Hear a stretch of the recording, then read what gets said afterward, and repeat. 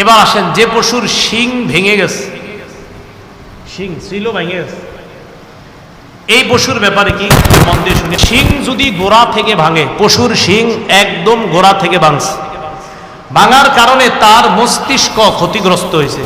পশুর শিং একদম গোড়া থেকে ভাঙছে, ভাঙার কারণে তার মস্তিষ্কে ক্ষতিগ্রস্ত হয়েছে, এমন পশু দ্বারা কোরবানি করা জায়েজ নেই।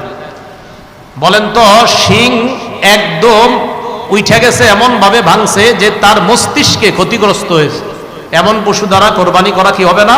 জায়েজ হবে না।